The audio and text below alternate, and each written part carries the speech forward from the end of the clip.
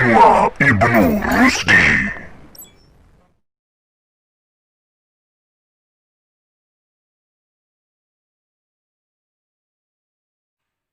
Assalamualaikum warahmatullahi wabarakatuh. Halo Nanda semua, bagaimana kabarnya hari ini? Semoga hari ini Nanda sudah siap belajar, karena hari ini kita masuk materi pembelajaran 4.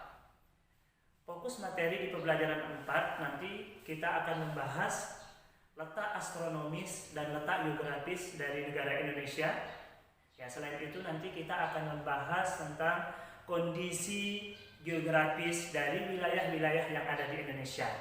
Nah, ini adalah dua pokok materi kita yang kita bahas. Jadi, setelah membahas materi ini, Ustadz harapkan Nanda bisa menentukan letak astronomis dan geografis negara Indonesia. Selain itu juga Nanda bisa menyebutkan bagaimana kondisi geografis dari wilayah-wilayah yang ada di Indonesia secara tepat.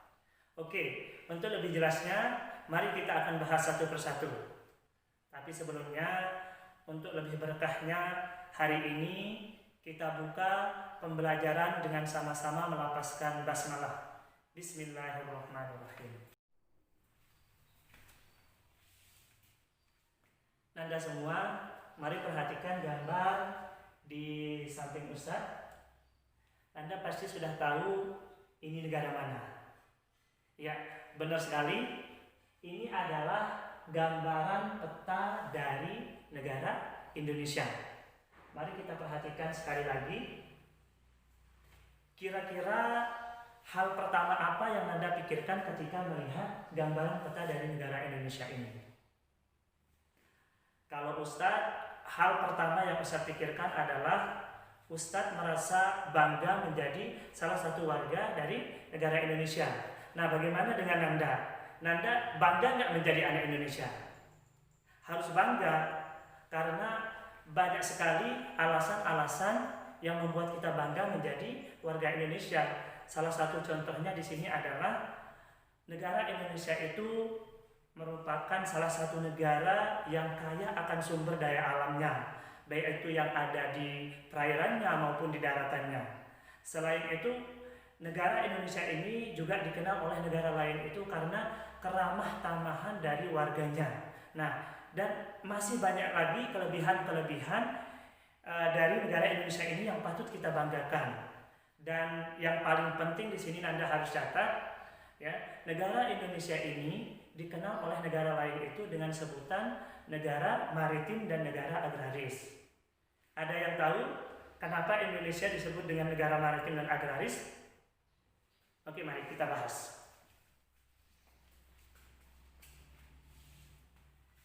Apa yang dimaksud dengan negara maritim? Negara maritim merupakan negara yang berada dalam kawasan laut yang luas. Selain itu, negara maritim ini biasanya negara yang memiliki pulau-pulau yang banyak. Jadi, negara Indonesia sebagian besar wilayahnya itu merupakan perairan. Nah, itu artinya wilayah daratan Indonesia itu lebih kecil dibandingkan dengan wilayah lautannya. Bahkan Indonesia ini termasuk negara dengan laut terluas di dunia. Nah, itu alasan kenapa Indonesia ini dikatakan dengan negara maritim.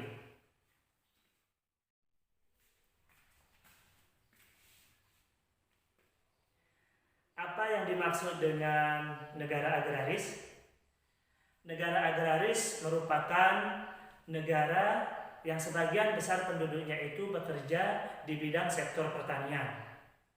Negara Indonesia merupakan salah satu negara yang sebagian besar penduduknya itu mata pencahariannya adalah petani atau bercocok tanam. Itulah kenapa Indonesia disebut juga dengan negara agraris.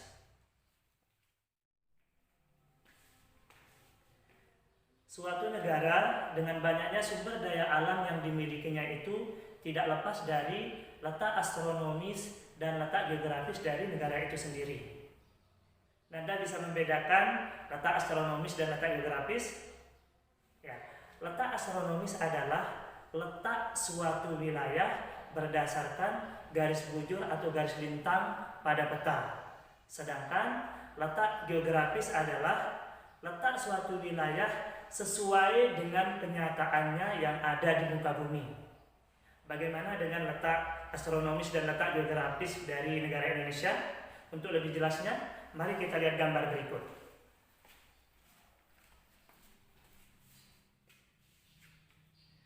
Sebelum kita membahas lebih lanjut terkait dengan letak astronomis, Ustadz akan jelaskan sekali lagi apa yang dimaksud dengan letak astronomis tersebut. Letak astronomis adalah letak suatu wilayah pada peta berdasarkan garis bujur atau garis lintang.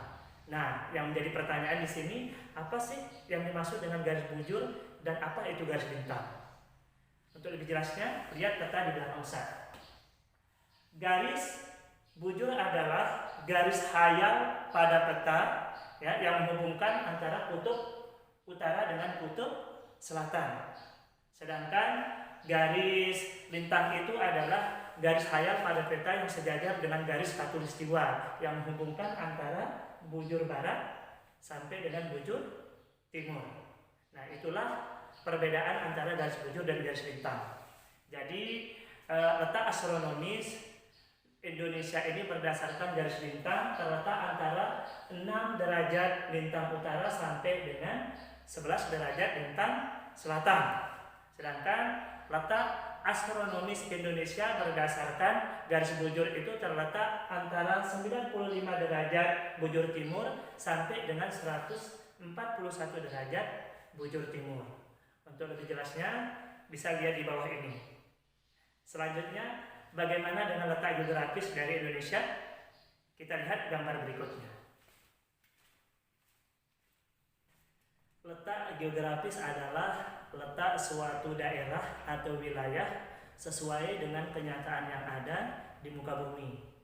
Letak geografis ini juga menentukan letak posisi dari daerah yang satu dengan daerah yang lainnya. Nah, bagaimana letak geografis Indonesia? Anda perhatikan peta berikut.